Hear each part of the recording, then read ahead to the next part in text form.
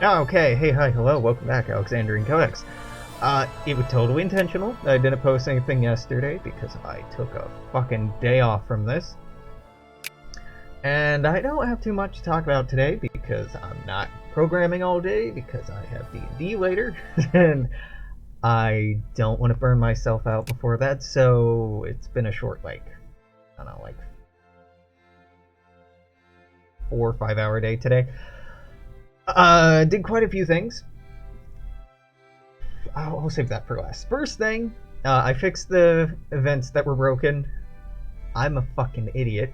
The reason they were broken is the tag for Algonquin is not ALG. It's AGQ. I had ALG in there. So anything referencing the Algonquin was like, this tag doesn't exist, so this event, it just doesn't work. But that's fixed. That took me way too long to realize.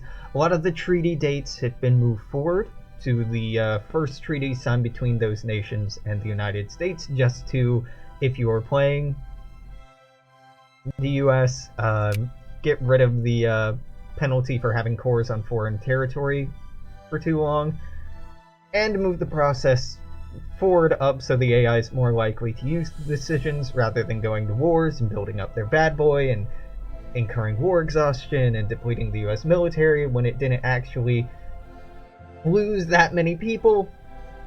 I don't know, there's a happy medium somewhere. Population adjustments in the Paiute.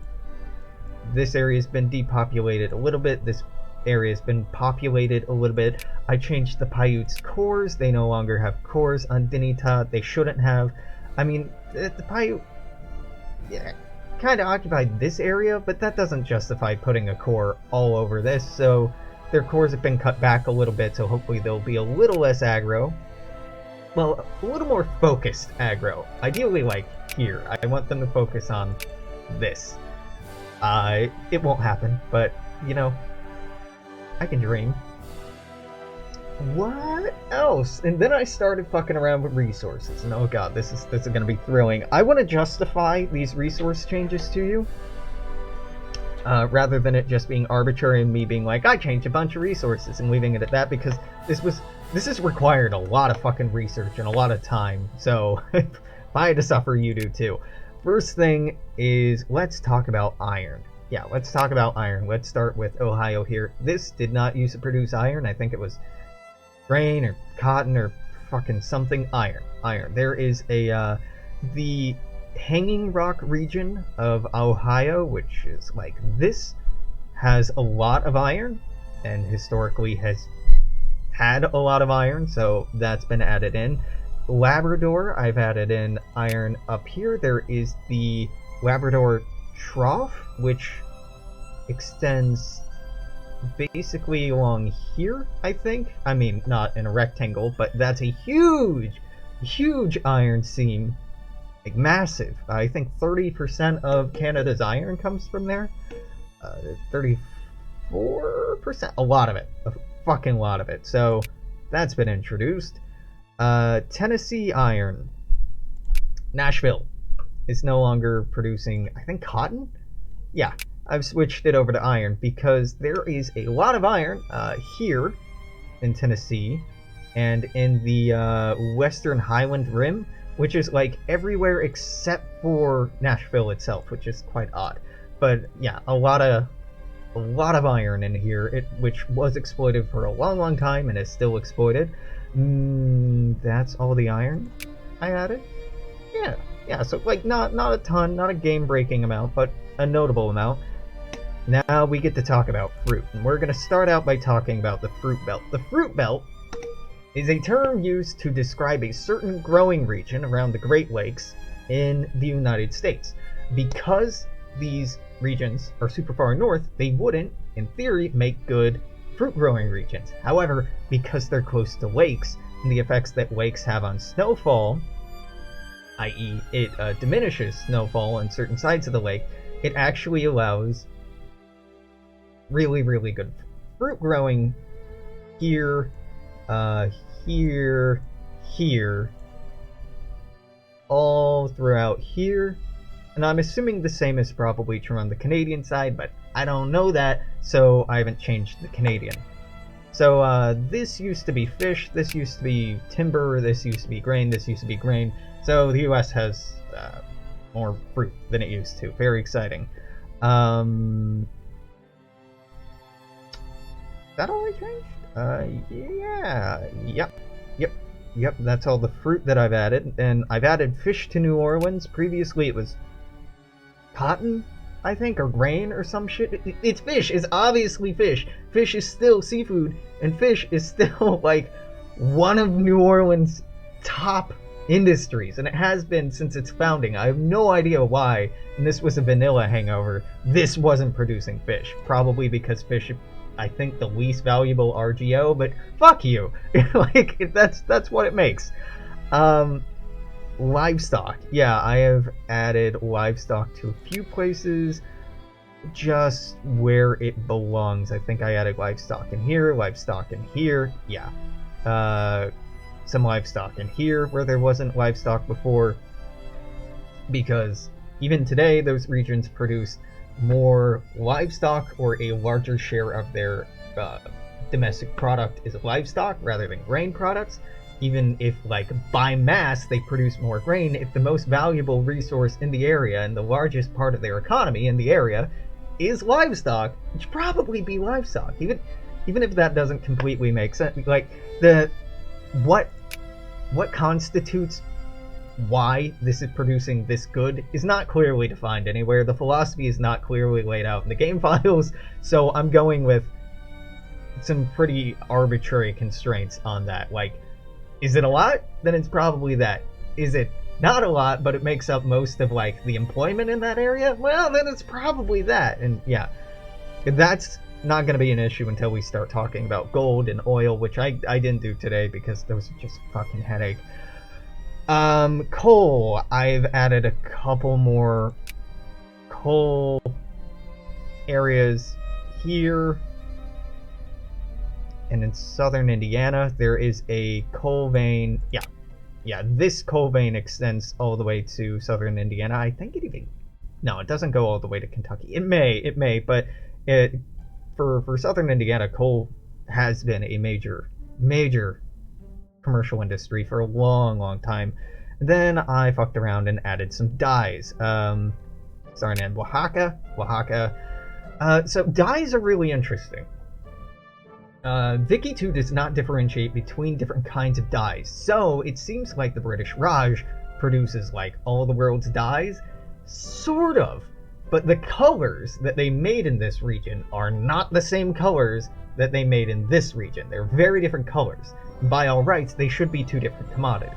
That overcomplicate things a little bit, but the dyes that came out of this region were quite expensive because they came from tropical wood, or insects, or cacti, and are very hard to get anywhere else, those exact same colors. Same reason why Phoenician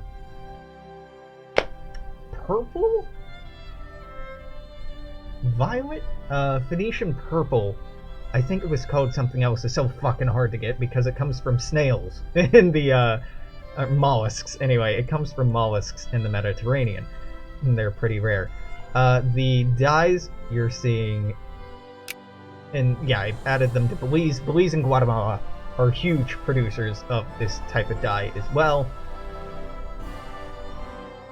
I'm assuming this is just a dye factory. I don't know what's up with Nancy. I'm not touching Europe. I'm not fucking touching Europe. Frankly, I'm feeling weird about going this far, and I think the cutoff for where I'm gonna edit things for pre-release is Panama City. I'm not going further south than Panama City. I already have a list of things in, like, Argentina and Chile and Brazil that I want to change, and I know, like, not nearly enough about those regions or countries' histories to meaningfully change things. I looked at changing the population in the Caribbean. This is actually pretty much right. If anything, HPM probably overly populates this area, but I'm not depopulating it. It's great. It's good. It's beautiful. That was a really nice surprise, honestly. Yeah, that's that's that. I know it's not very exciting. I need a playtest to see how this changes the economy of the U.S. because every time you change one little thing, there's a cascading effect. The global economy is a thing in this game that is, I don't want to say fragile, but it is a little fragile, and every time you tweak something, the values of everything shifts. If you remove a grain province, grain across the world becomes more expensive. If you add livestock across the world becomes less expensive. So I know that HPM has gone in and added pretty liberally a lot of coal and a lot of iron because those commodities really peak in value. So I don't feel bad about adding more coal and iron. The reason that coal and iron peak in value is because they're using like fucking everything to an extent that's ahistorically, you can't produce enough of the raw resources to keep up with demand. And yeah, they did it as a game balance thing. I don't disagree. I just added in some historical places as well. I think, did I change this? I think I did this. Yeah, I think I did this when I was adding these in. I should have saved all the resource changes for one go. And then I think I changed this as well. There was, I don't know if there still is, a lot of coal on Victoria Island. I had at one point put gold up here in St. Dionysus, I think. Which one of you has a lower population? You're the same. Oh, right. There was gold found in this area in 1828, I think, but it wasn't exploited because the Haida, the native peoples here were like super aggressive, and we're like, no. Then again, in 1848, gold was discovered, and the Haida chased off ships of Americans who were coming to try to get it. Really kind of cool stuff. Gold was found and produced in this region far back at like 1777. Same thing for California. Gold was not just discovered overnight in the 1840s. It might have been to Anglos, white Americans, to Yankees, but the indigenous people had a history of knowing it was there for quite some time, obviously. So I'm a little on the fence of when I'm gonna have gold introduced, if I'm gonna have it from the start date. Particularly, I'm pretty hung up on the Georgia gold belt, the Carolinas gold belt. It stretches from like Augusta to Charlotte. It was a huge Augusta to Charlotte, I should say. It was a huge gold producer until about the Civil War is when it completely dried up, but it was already in decline at that period. And it never really rebounded or recovered after that. So I'm thinking of starting one or more of these out as a gold producing province, and then later transitioning it by event to cotton or something else as it dries up, because the peak year was like 1840. So I might have the US start out with a gold producing province for like 4 years and then it goes away. This is a nice little boost, and as a historical fact, that was part of where all of these competent miners came from in 49. These fucking 49ers who ran over here came from, they were already gold miners in, North and South Carolina, in Georgia, and they had decades and decades of experience at that point.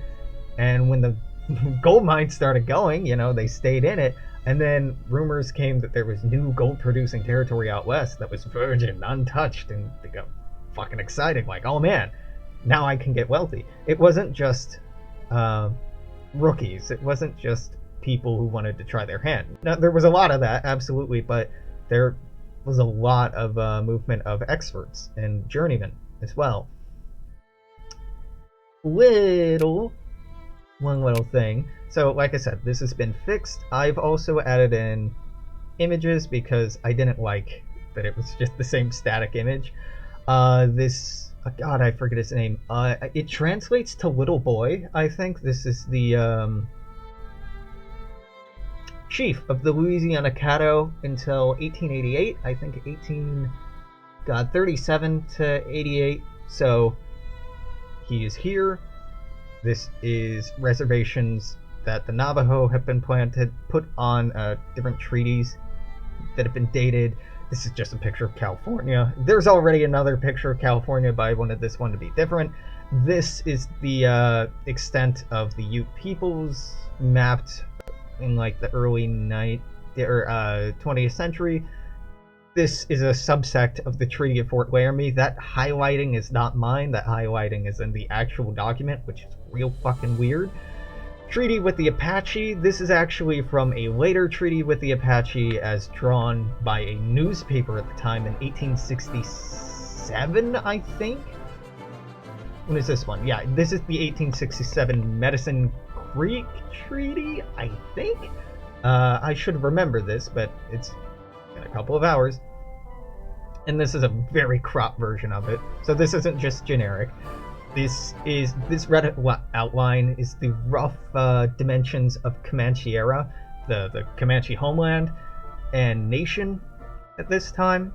There are a few maps that show it, but this shows it over the borders and was high enough resolution that I could tone it down. This Treaty of 1855 is from the Treaty of Walla Walla.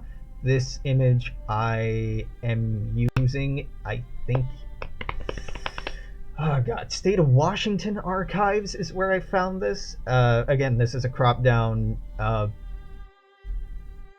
beiged out, god damn it, what's the word for that? Come on, Alex, you photographer. When you make something look old. Oh my god, it's right on the tip of my brain. It's a fucking filter. Nope. For the life of me, can't put it together. I hate this image. I think it looks okay, but it's not up to the standard of everything else. I just couldn't find an image I like more for a Treaty with the Paiute. I might dig around and edit this later, but for now it's good enough. This shows the cultural groups of Northern Paiute and Southern Paiute. Again, they're two different groups, but I have them unified here.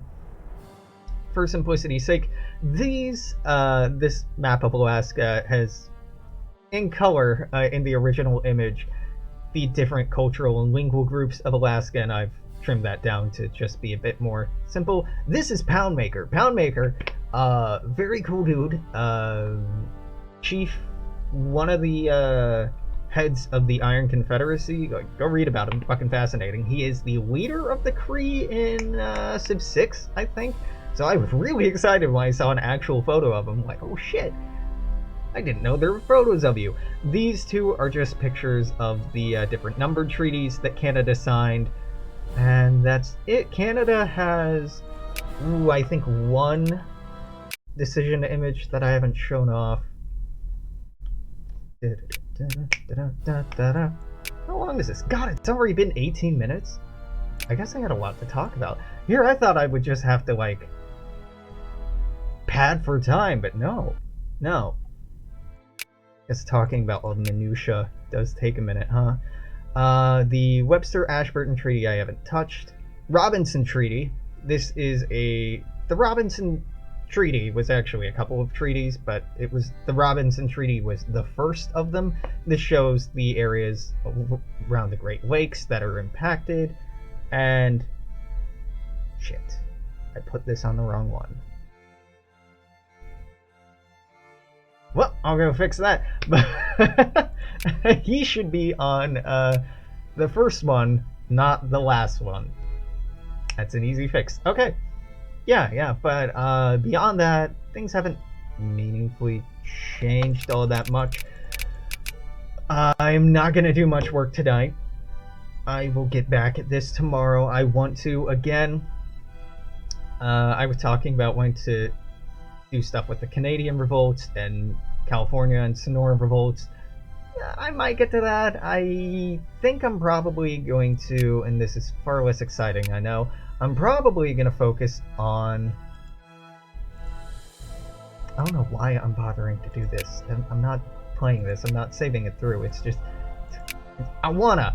I'm probably going to be looking at gold. tomorrow. Gold, oil, and where I want gold and oil rushes to pop up and when, and trying to keep that balanced, and thinking about if I want events that eventually get rid of the gold in oil, well, not the oil, but the gold in certain areas, because gold rushes ended eventually. Gold does not just go on forever. That's why it's so exciting when you find more gold. So I don't know if there's an event in Biki 2 already showing the end of a gold rush and a gold producing territory transitioning to something else. Wouldn't be hard to do. There's events to make any kind of resource, any kind of RGO in any territory, but an event that forces you to change rather than allowing you to change, because you're given an option. And here, for example,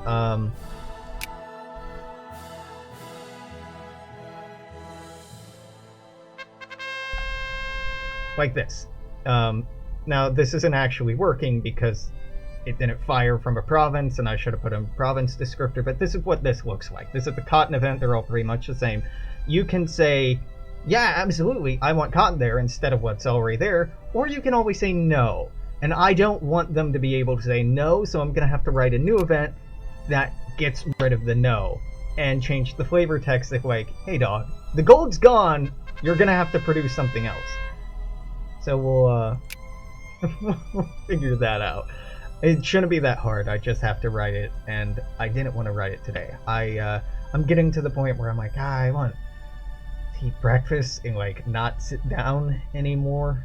So not the most productive day. I'm feeling good about this. I'm liking the progress I'm making.